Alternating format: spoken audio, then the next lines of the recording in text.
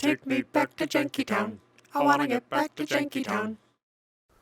So how do you rationalize those two things? Like, how do you say, okay, like, well, as a species, we're very illogical and irrational, and yet we need to like kind of apply logic and rationality to try to advance ourselves? Yeah, I think there's one of the theories that I've seen floated out, and it seems to make a lot of sense, is this. In order to move the herd, you don't need 99% of the herd to be smart and capable. Yes. You only need 5 or 10% to move it in the right direction, and the rest of the herd just kind of follows along. I could not agree more. I think we need to power dynamics change that a little bit. Do you know what I mean? Or maybe that's an equal, a given in any situation.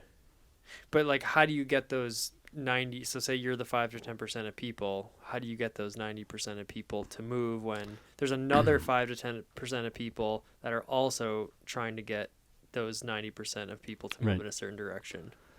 Yeah, one of the things Buckminster Fuller came up with is that, and we should really call him Bucky because that makes it's easier to say, and that's who he answered to.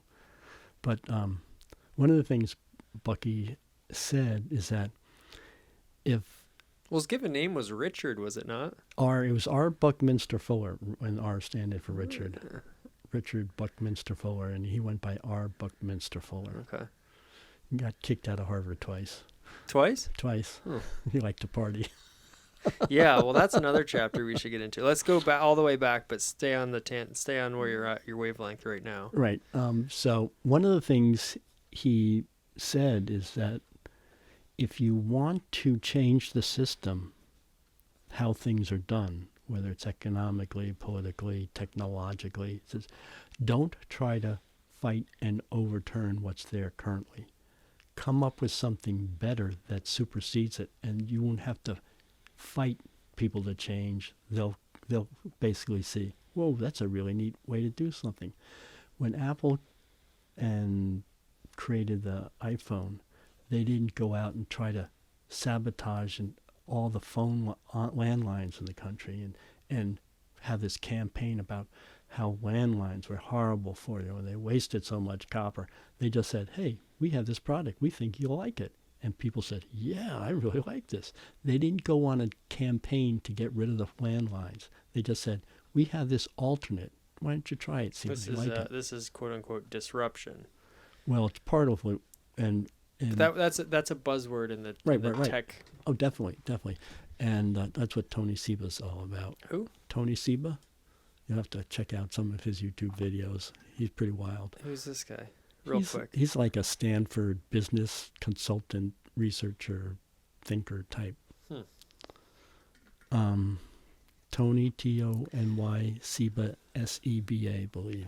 Okay, we'll save that for another episode. Yeah. So anyhow, so getting back to Bucky, he's saying basically, he knew that the world was heading in unsustainable ways. And he said, basically, we're going through our final exam right now. Mm-hmm. He would be probably surprised to see that we're still in the middle of it. We haven't solved the problem yet, and/or gone down the tubes yet. Maybe we had a really nice teacher that was willing to, keep granting us a little extra time. Well, Bucky, always thought that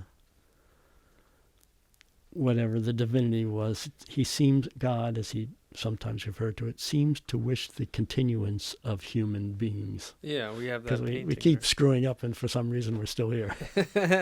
So far. Yeah. But anyhow, he said the one of the basic answers to the problems that humans have in terms of being sustainable is what he called the design science revolution. Okay. So in other words, if things aren't working, don't fight against what's not working. Invent something that works better. So that you can crystallize that as the design science revolution. So in other words, all these incandescent electric bulbs at huge, we have hundreds of coal-fired power plants just to light up electric incandescent bulbs. Well, if you use them with first compact fluorescents and now LEDs, you only need a tenth as much electricity power.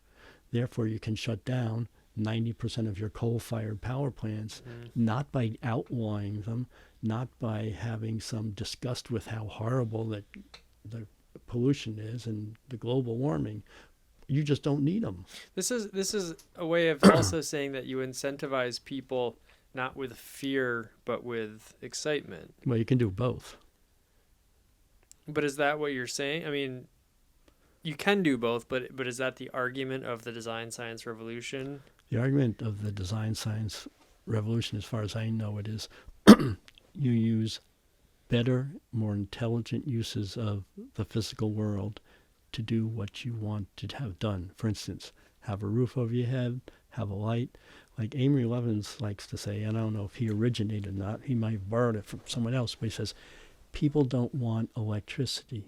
People want Cold beer. Cold beer and hot showers. Yeah. They don't care if the electricity comes from a solar plant, a nuclear power plant, a coal plant. As long as they turn on the light and the lights come on and the refrigerators cooling their beer and their water heaters heating their water for a hot shower, they're happy as pigs and shit. Mm-hmm. Speaking of pigs and shit and cold beer, this episode of Janky Town USA is brought to you by Beck's Non-Alcoholic.